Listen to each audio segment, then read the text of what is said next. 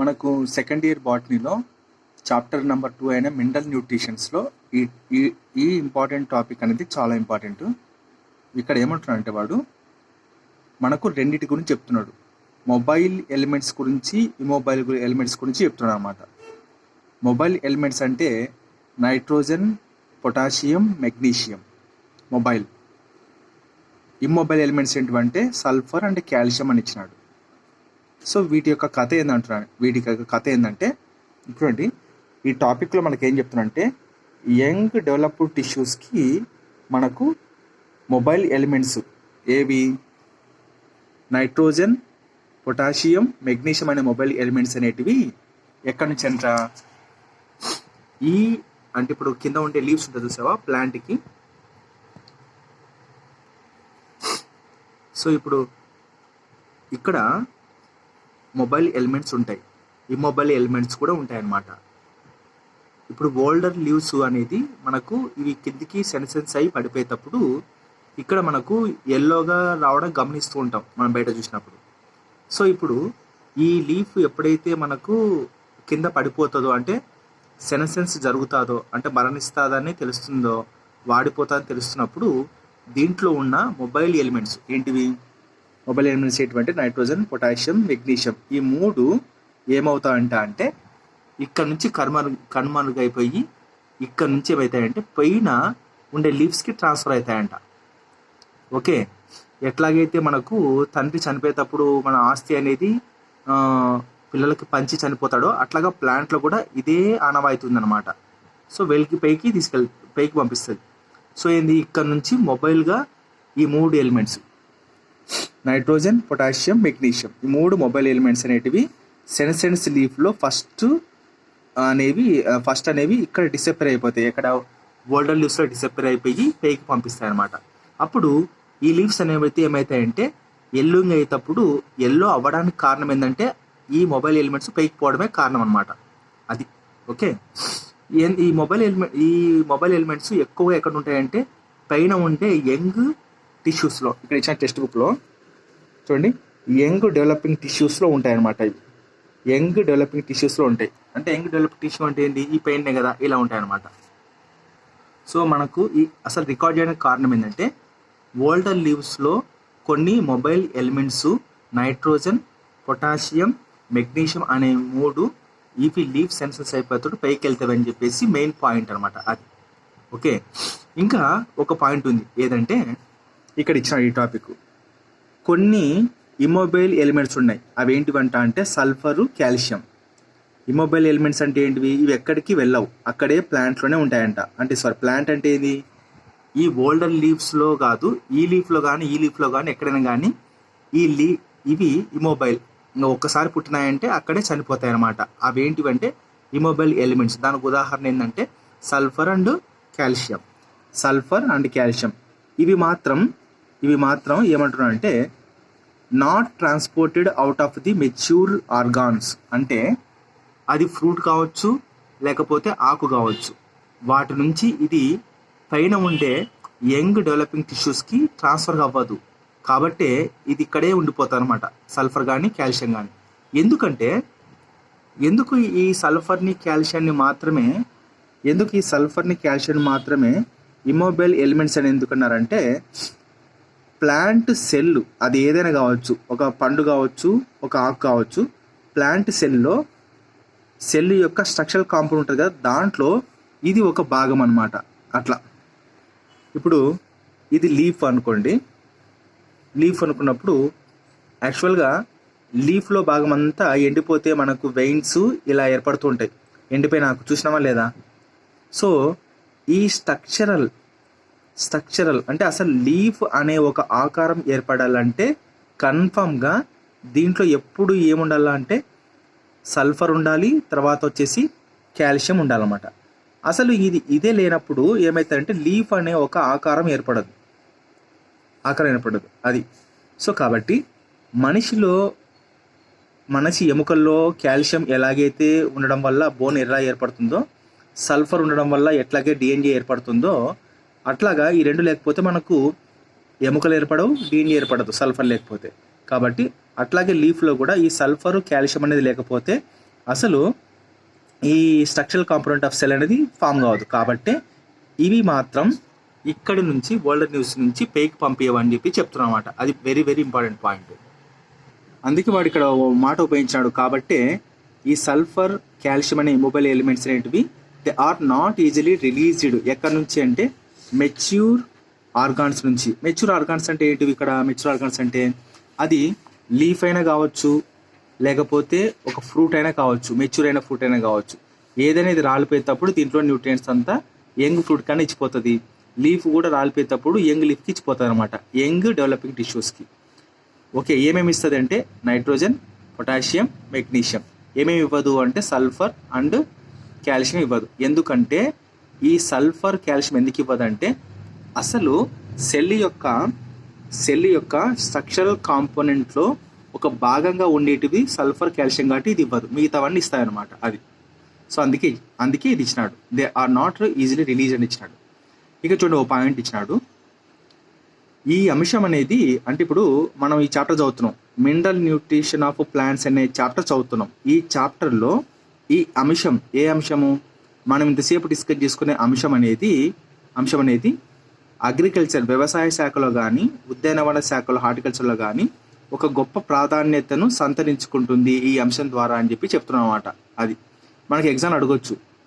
Mineral nutrition చాప్టర్లో, అది కూడా ఎస్పెషల్లీ అగ్రికల్చర్, హార్టికల్చర్లో కింది వాటిలో ఏది గ్రేట్ సిగ్నిఫికెన్స్ అంటే ఏంది, గొప్ప ప్రాధాన్యతను సంతరించుకుంటుంది, ప్రాముఖ్యతను సంతరించుకుంటుంది అని అంటే ఈ అంశం అనమాట. సల్ఫర్ అండ్ కాల్షియం అనేది సెల్ యొక్క స్ట్రక్చరల్ కాంపోనెంట్లో ఒక భాగం కాబట్టి ఇది ఇమ్మొబైల్ ఎలిమెంట్స్గా ఫామ్ అయిపోతాయి. ఇవి ఓల్డర్ న్యూస్ నుంచి యంగ్ న్యూస్కి పోవు అనేది ఇంపార్టెంట్ పాయింట్ అనమాట. అది సో ఎందుకు ఈ రెండు బ్రాంచెస్ అట్లా అంటే అతను చెప్తున్నాడు మనకు టెక్స్ట్ బుక్లు అంటే, అగ్రికల్చర్లే కదా మనకు మొక్కల గురించి అన్నీ చెప్పేది, హార్టికల్చర్లే కదా అన్ని పళ్ళ గురించి చెప్పేది.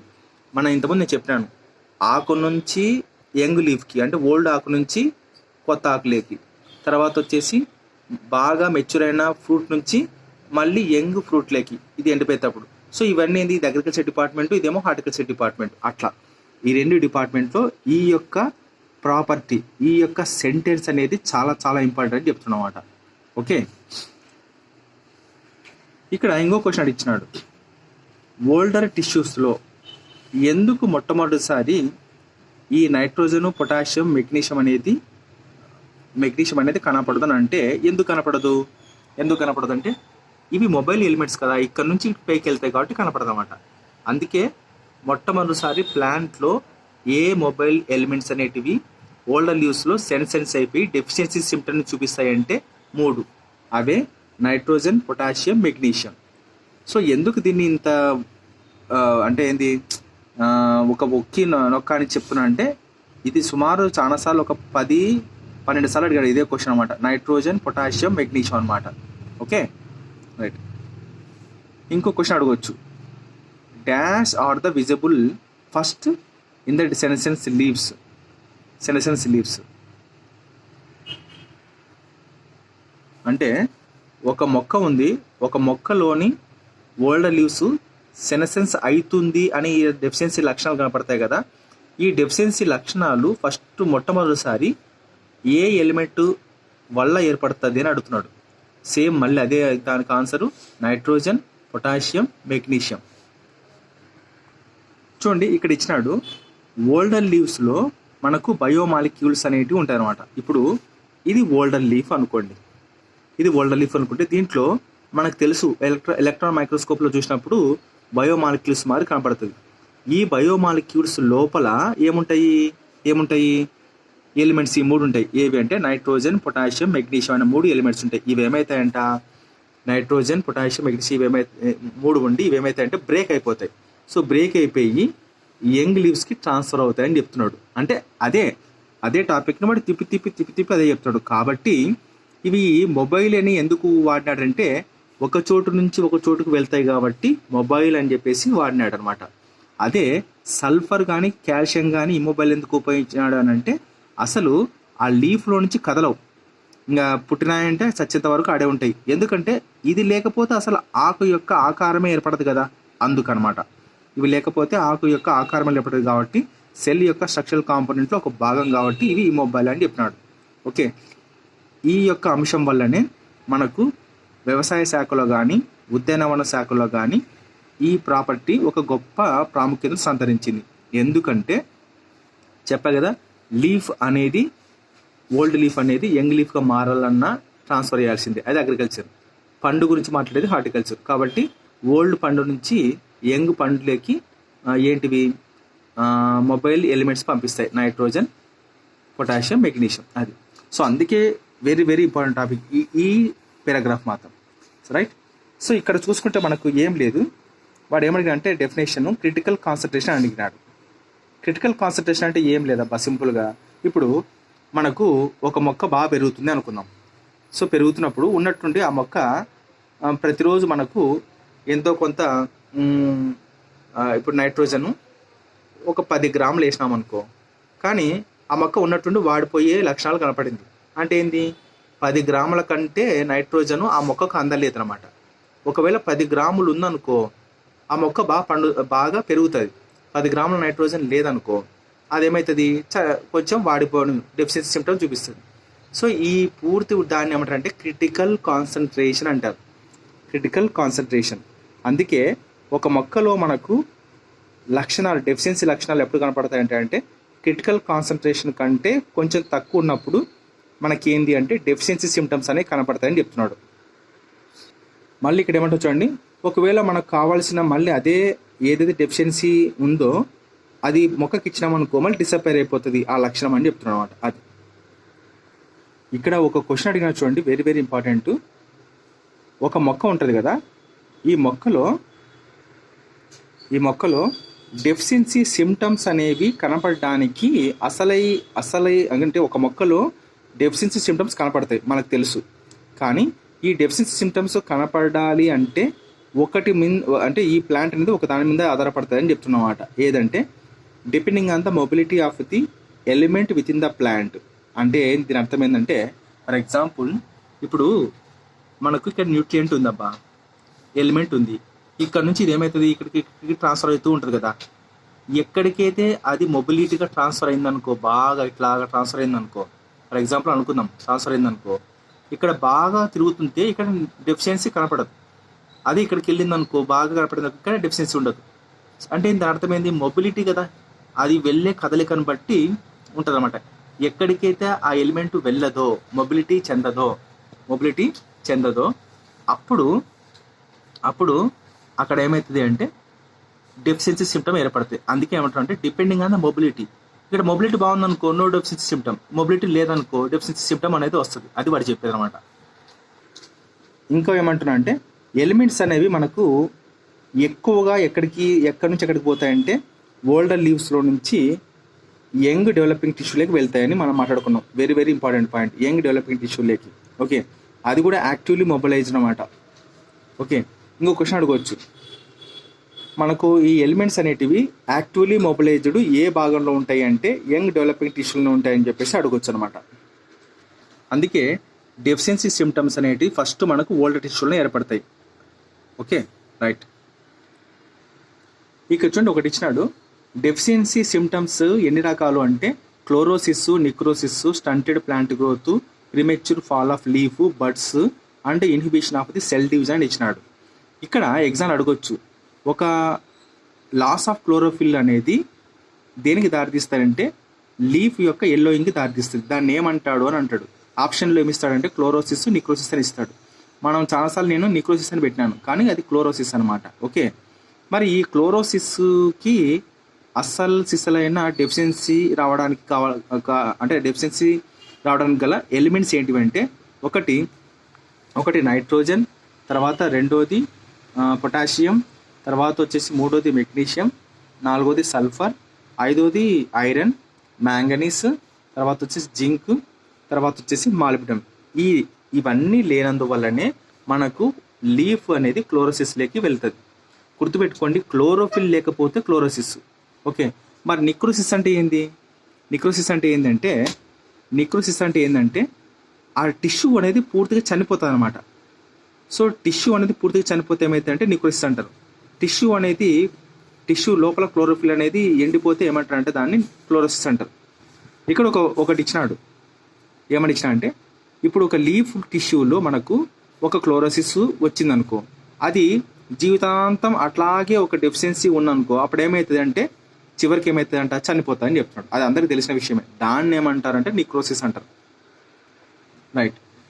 ఈ నిక్రోసిస్ లేదా డెత్ ఆఫ్ టిష్యూస్కి ఏ ఎలిమెంట్స్ ద్వారా డెఫిషియన్సీ వస్తాయంటే ఒకటి కాల్షియం, రెండోది మెగ్నీషియం, మూడవది కాపరు, నాలుగవది పొటాషియం.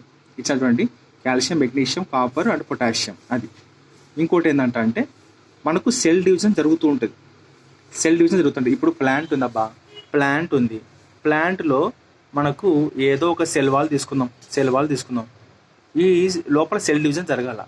ఈ సెల్ డివిజన్ జరగకోకుండా ఆగిపోయినాయి అంటే దీనికి కూడా ఒక పోషక లోపము ఉంటుంది. ఆ పోషక లోపానికి గల ఎలిమెంట్ ఏంటంటే ఇచ్చినాడు, నైట్రోజన్, పొటాషియం, తర్వాత సల్ఫర్ అండ్ మాలిబ్డినం. ఈ 4 వల్ల సెల్ డివిజన్ ప్లాంట్ సెల్లో ఏమైతే అంటే నిరోధించబడుతుంది అని చెప్తున్నాడు. అది ఇంకోటి ఏంటంట, కొన్ని ఎలిమెంట్స్ అనేటివి మొక్కలలో లో ఉన్నప్పుడు, ఇప్పుడు ఇది మొక్క, దీంట్లో కావాల్సిన ఎలిమెంటు కావాల్సిన మోతాదులో లేదు, కొంచెమే ఉంది. అలాంటప్పుడు ఏమైతుందంటే ఈ ప్లాంట్ అనేది పువ్వు పూయాల. సో పువ్వు పూయినప్పుడు ఏమైతుందంటే పువ్వు అనేది మనకు ఒక 2 రోజుల్లో పూయాల్సినది 5 రోజుల్లో పూస్తుంది. అంటే ఏంది, ఇక్కడ డిలే ఆఫ్ ఫ్లవరింగ్ జరుగుతుందా లేదా? జరుగుతుంది. దీని యొక్క కారణం ఏందని అడిగినాడు. ఏంటంటే నైట్రోజను, సల్ఫరు, మాలిబ్డినం. ఈ 3 వల్ల delay flowering if their concentration of plants is low అని ఇచ్చాడు అనమాట. ఓకే. సో ఈ పారాగ్రాఫ్లో మనకి ఇంపార్టెంట్ ఏం లేదు. వాడు ఏమంటున్నాడంటే మనం ఒక చెట్టుకి లక్షణాలు సింపుల్ చెప్పండి ఆ పారాగ్రాఫ్. ఇప్పుడు ఈ ప్లాంట్లో కొన్ని లక్షణాలు కనపడినాయి మనకు. మనం ఏమనుకుంటాం, అరే ఇక్కడ ఏమో నైట్రోజన్ వల్ల ఈ లక్షణాలు వచ్చినాయి, మరి ఇక్కడ సేమ్ లక్షణాలు కనపడినాయి, ఇది కూడా నైట్రోజన్ అని మనం అనుకుంటాం. అలా అనుకోకూడదు అనమాట. ఒక ఎలిమెంట్ యొక్క లక్షణాలు ఇంకో ఎలిమెంట్ యొక్క లక్షణాలు, డెఫిషియన్సీ లక్షణాలు కూడా 2 సేమ్ ఉంటాయి. మరి ఈ ప్లాంట్లో ఏ డెఫిషియన్సీ వల్ల ఏ డెఫిషియన్సీ ఎలిమెంట్ వల్ల వచ్చింది అని మనకు అనుకోవాలనుకుంటే వాడు ఏమంటారంటే సైంటిస్టులు ఒక స్టాండర్డ్ టేబుల్ తయారు చేసినారు. దాని ప్రకారంగా మీరు కంపేర్ చేసిన తర్వాతనే ఈ ప్లాంట్లో ఫలానా ఎలిమెంట్ వల్ల డెఫిషియన్సీ వచ్చింది రాలేదని కనుక్కోవాలని చెప్తాను అనమాట. అది చూడండి, ఇప్పుడు చెప్పే పారాగ్రాఫ్ చాలా ఇంపార్టెంట్. ఏదంటే ఇక్కడ సిట్రస్ లోపల మొటైల్డ్ లీఫ్ అనే సిట్రస్ పంటలో మొటిల్డ్ లీఫ్ అనే ఒక రోగం వస్తుంది. అది దేని వల్ల వస్తుందంటే జింక్ వల్ల వస్తుంది. అదే సిట్రస్లో డైబ్యాక్ అనేది ఒక రోగం వస్తుంది. అది దేని వల్ల వస్తుందంటే కాపర్ వల్ల వస్తుంది అనమాట. అట్లాగే షుగర్ బీట్స్ తెలుసు కదా మనకు. షుగర్ బీట్స్లో కూడా మనకు ఏమొస్తుందంట, హార్ట్ రాట్ అనేది ఒకటి వస్తుంది. అది దేని వల్ల వస్తుంది, బోరాన్ వల్ల వస్తుంది. ఓకే. తర్వాత క్యాలీఫ్లవర్లో మనకు విప్టైల్ అనే డిసీజ్ వస్తుంది. అది దేని వల్ల వస్తుంది అంటే క్లోరిన్ వల్ల వస్తుంది. బోరాన్ వల్ల వస్తుంది. తర్వాత లెగ్యూమ్స్ అంటే మనం తింటాం, మనం రోజు పెసలు, కందులు తింటున్నాం కదా, అవి లెగ్యూమ్స్. ఆ లెగ్యూమ్స్లో బ్రౌజింగ్ అనే డిసీజ్ వస్తుంది. అది దేని వల్ల వస్తుంది అంటే క్లోరిన్ వల్ల వస్తుంది. గుర్తుపెట్టుకోండి, క్లోరిన్ వల్ల వస్తుంది. తర్వాత పీకాన్ అనే ఒక క్రాప్ ఉంది. ఈ పీకాన్ అనే క్రాప్ అంటే ఏంటంటే, ఫర్ ఎగ్జాంపుల్ ఇప్పుడు పీకాన్ అనే క్రాప్ ఎక్కడుందంటే ఫస్ట్ మెక్సికాన్లో పుట్టింది. ఇది మెక్సికాన్ దేశంలో పుట్టింది. ఈ పీకాన్ క్రాప్ మెక్సికాన్లో పుట్టినప్పుడు మనకు 1930s ఇండియాలో పెంచినారు. ఇది ఎక్కడంటే హిమాచల్ ప్రదేశ్లో పెంచినారు ఫస్ట్ అనమాట. అసలు ఈ పీకాన్ క్రాప్లో ఏమొస్తుంది అంటే చూపిస్తా చూడండి మీకు. చూడండి, ఇక్కడ మనకు పీకాన్ క్రాప్ ఉంది కదా. ఈ పీకాన్ క్రాప్ అనేది మెక్సికాన్లో ఇలా పెంచుతారు. పెద్ద పెద్ద చెట్లు అయితే ఈ చెట్లు ఎలా ఉంటాయంటే వేప చెట్టు ఎట్లుంటుందో అట్లుంటుంది అనమాట. ఇవి ఎలా ఉంటాయంటే మనకు క్యాషూ నట్టు ఉంటాయి కదా, క్యాషూ నట్టు పేరైనా చూసావా, ఇలా ఉంటాయి. దీని విత్తనాలు ఎలా వస్తాయన్నమాట. ఓకే. ఇవి హిమాచల్ ప్రదేశ్లో పెంచుతున్నారు, ఎందుకంటే చల్లని ప్రాంతాల్లో పెరుగుతాయి కాబట్టి. దీనికి ఒక రోగం వస్తుందంట. అదే ఏం రోగము, మౌస్ ఇయర్ అనే రోగము. మౌస్ ఇయర్ అంటే ఏం లేదు. ఇప్పుడు ఇది ఏంటంటే పీకాన్ క్రాప్ యొక్క లీఫ్ బాగా ఉంటే డెఫిషియన్సీ అనేది, నికెల్ డెఫిషియన్సీ లేకుంటే ఇలా నీట్గా ఉంటుంది అనమాట. ఓకే. ఇది అసలు సిసలైన స్ట్రక్చర్ ఇలా ఉంటుంది లీఫ్ పీకాన్ క్రాప్. చూడండి ఇలా ఉంటుంది. సో ఇలా ఉంటుంది. ఓకే,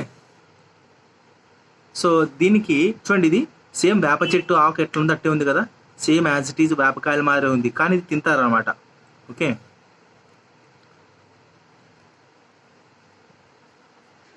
మరి ఈ పీకాన్ క్రాప్లో మౌస్ ఇయర్ అనే ఏ పేరు ఎందుకు వచ్చిందంటే లీఫ్ ఇట్లా తయారవుతుంది అనమాట. చూడండి ఇది లీఫ్ ఎలా ఉంది అంటే మీకు ఇది చూడండి, లీఫ్ అనేది ఎలా ఉంది, వేపాకు మాదిరి ఇట్లా ఉంటుంది రియల్గా ఫ్లాట్ షేప్లో. ఓకే, ఇది ఒకవేళ నికెల్ డెఫిషియన్సీ వల్ల ఉంటే ఏమవుతుందంటే ఈ ఆకు ఏమవుతుందంటే మన ఎలుక చెవు చిన్న రౌండ్ కూడా చూస్తే ఇట్లా అవుతాయి అనమాట. ఇలా అవుతాయి అన్ని ఆకులన్నీ ఇలా అవుతాయంట. ఇది దేనివల్ల వస్తుంది అంటే నికెల్ యొక్క డెఫిషియన్సీ వల్ల వస్తుంది. అందుకే ఆ ఆకులన్నీ ఎలా ఉన్నాయంటే ఎలుక చెవు మారు ఉన్నాయి. చూడండి రౌండ్గా ఉన్నాయా లేదా, రైట్, ఇవన్నీ ఇలా ఉన్నాయన్నమాట, ఎలుక చెవు మారు ఉన్నాయి. సో అందుకే దీన్ని మౌస్ ఇయర్ డిసీజ్ అని చెప్పేసినారు పీ దానిలో. ఓకే, నేనేమనుకున్నానంటే ఒక్కొక్క ఆకు ఏమనుకున్నాను చూడండి, ఆకులు ఫ్లాట్గా ఇట్లా ఉండాల్సినవి చిన్న రౌండ్గా అయినాయి అనమాట. అది చూడండి ఇక్కడ నికెల్ డెఫిషియన్సీ వల్ల మౌస్ ఇయర్ లీవ్స్ అనేది ఇలా ఏర్పడతాయి, రౌండ్గా ఏర్పడినాయి అనమాట. అది చూడండి, సిట్రస్ పంటలో మౌల్టెడ్ లీఫ్ డిసీజ్ ఎలా ఉంటుంది అంటే జింక్ వల్ల డెఫిషియన్సీ వల్ల వస్తుంది. ఎలా ఉంటుంది అంటే ఇట్లా చూడండి, ఇక్కడ ఇది సిట్రస్ క్రాప్ అయితే బాగా చూడండి, ఇది నార్మల్ లీఫ్, ఇదేమో మోల్టెడ్ లీఫ్ అనమాట. ఎందువల్ల వస్తుంది అంటే ఇది జింక్ డెఫిషియన్సీ వల్ల వస్తుంది. ఇక్కడ చూడండి జింక్ డెఫిషియన్సీ వల్ల వస్తుంది అనమాట. ఓకే, జింక్ డెఫిషియన్సీ వల్ల వచ్చింది. ఇక్కడ చూడండి ఇక్కడ ఇచ్చినాడు, జింక్ డెఫిషియన్సీ వల్ల వచ్చింది అనమాట. రైట్, అదే సిట్రస్ పంటలో డైబ్యాక్ డిసీజ్ అనేది కాపర్ వల్ల కూడా వస్తుంది అని చెప్తున్నాడు, కాపర్ వల్ల. ఓకే, అది ఎట్లా ఉంటుంది అంటే చూడండి ఈయన ఏం చేస్తున్నాడు చూడండి, మొత్తం ఇది దాన్ని ఏమంటారు అంటే నిమ్మకాయల తోట కదా, నిమ్మకాయల తోటలో అన్ని చెట్లు బాగానే ఉన్నాయి, ఇది మాత్రం ఎండిపోయింది. చూడండి దీన్ని ఏమంటారంటే డైబ్యాక్ డిసీజ్ అంటారు. మొత్తం వేర్లతో సహా ఎండిపోతాయి అనమాట అది. సో ఇది కేవలం దేని వల్ల అవుతుంది అంటే కాపర్ వల్ల. Okay, dieback disease of citrus దేనివల్ల అంటే కాపర్ వల్ల జరుగుతుంది. అదే షుగర్ బీట్లో హార్ట్ రాట్ డిసీజ్ అనేది బోరాన్ వల్ల జరుగుతుంది. అది ఎట్లా చూడండి, హార్ట్ రాట్ బోరాన్ డెఫిషియన్సీ వల్ల ఇలా ఏర్పడుతుంది షుగర్ బీట్లో. ఓకే, చూడండి లెగ్యూమ్స్లో బ్రౌన్జింగ్ డిసీజ్ అనేది క్లోరిన్ వల్ల వస్తుంది. క్లోరిన్ వల్ల ఎలా అంటే మనం చూస్తూ ఉంటాం, మనకు కందులు కానీ శనగలు కానీ లేకపోతే ఇంకా వేరే పంటలు వేసినప్పుడు ఇలా వస్తుంటాయి లీఫ్ ఎండిపోయినట్టు. మనం ఇది ఐరన్ మాదిరి ఉంది కదా, ఐరన్ డెఫిషియన్సీ అనుకుంటాం, కాదు, ఇది క్లోరిన్ డెఫిషియన్సీ. సో దీన్నే బ్రాంజింగ్ అంటారు. లెగ్యూమ్స్లో క్లోరిన్ వల్ల వస్తుంది, గుర్తుపెట్టుకోండి, ఇది క్లోరిన్ వల్ల వస్తుంది. ఓకే, నెక్స్ట్ ఇది చెప్పేసినాను, పీకాన్ క్రాప్లో మౌస్ ఇయర్ అంటే చెప్పేసినాను. ఇది ఒకటి ఉంది, విప్టైల్ క్యాలీఫ్లవర్లో మనకు విప్టైల్ డిసీజ్ అని వస్తుంది అనమాట. విప్టైల్ అది ఏంటంటే మాలిబ్డినం, ఇది ఆల్రెడీ మనకు తెలుసు కదా. సో ఓకే, క్యాలీఫ్లవర్లో విప్టైల్ డిసీజ్ మాలిబ్డినం వల్ల వస్తుంది. చూడండి విప్టైల్, యాక్చువల్గా క్యాలీఫ్లవర్ లీఫ్ అనేది బాగా పెద్దగా బ్రాడ్గా ఉండాలి. ఇది ఏమవుతుందంటే కొరడా ఉంటుంది కదా మనకు, కొరడా షేప్లో మొత్తం లీఫ్ అంతా చనిపోయి కొరడా టైపులో తయారవుతుంది. దానికి అందుకే పేరేమన్నారంటే విప్టైల్ అన్నాడు. సో దీనికి కారణం ఏంటంటే డెఫిషియన్సీ సిమ్టమ్ అనేది దీనివల్ల మాలిబ్డినం వల్ల వస్తుంది. ఓకే, మాలిబ్డినం వల్ల వస్తుంది, మాలిబ్డినం వల్ల. ఓకే, ఇవన్నీ ఏంటివి, zinc, copper, boron, molybdenum, chlorine, nickel, ఇవన్నీ మైక్రోన్యూట్రియంట్స్. గుర్తుపెట్టుకోండి, మ్యాక్రోన్యూట్రియంట్స్ ఏవి లేవు.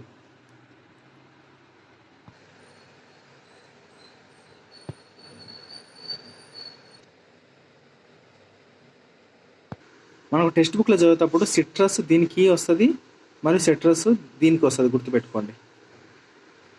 మనకు ఇదే దాంట్లో మేడం మనకు ఇది సెకండ్ చాప్టర్ కదా, ఫస్ట్ చాప్టర్లో ఏమైనా వచ్చిందంటే సల్ఫరు కాల్షియం అనేది ఇక్కడ ఇమొబైల్ ఎలిమెంట్స్ కిందకి వస్తుంది కదా, కానీ సల్ఫరు కాల్షియం ఏదో మొబైల్ ఎలిమెంట్స్ అని చెప్పేసి చెప్పినారు అనమాట. అంటే ఆ చాప్టర్లు వేరే ఉన్నాయి, ఈ చాప్టర్లు వేరే ఉన్నాయి, గుర్తుపెట్టుకోండి. ఇది కొంచెం కన్ఫ్యూజన్, ఆల్రెడీ నేను నోట్స్లో రాసినాను. ఓకే, ఈ చాప్టర్లో వేరే ఇచ్చినారు మొబైల్ అని, ఇంకో చాప్టర్లో ఫస్ట్ చాప్టర్లో మొబైల్ అని ఇచ్చినారంట, కానీ మొత్తానికైతే ఇదే కరెక్ట్. ఓకే,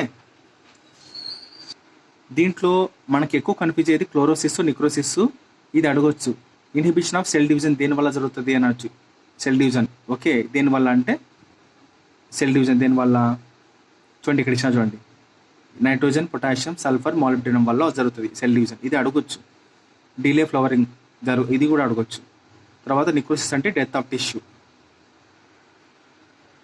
అసలు మొత్తానికి మొక్క చనిపోవడానికి ఆస్కారం అయ్యే డెఫిషియన్సీ ఎలిమెంట్స్ ఏంటంటే calcium, magnesium and copper and potassium. ఎందుకు చెప్పండి కాల్షియం, మెగ్నీషియం అని ఇచ్చినాడంటే మెగ్నీషియం అనేది క్లోరోఫిల్లో మనకు ఇప్పుడు ప్లాంట్ యొక్క ఆకు అనేది పచ్చగా ఉండాలంటే మెగ్నీషియం ఉండాలా.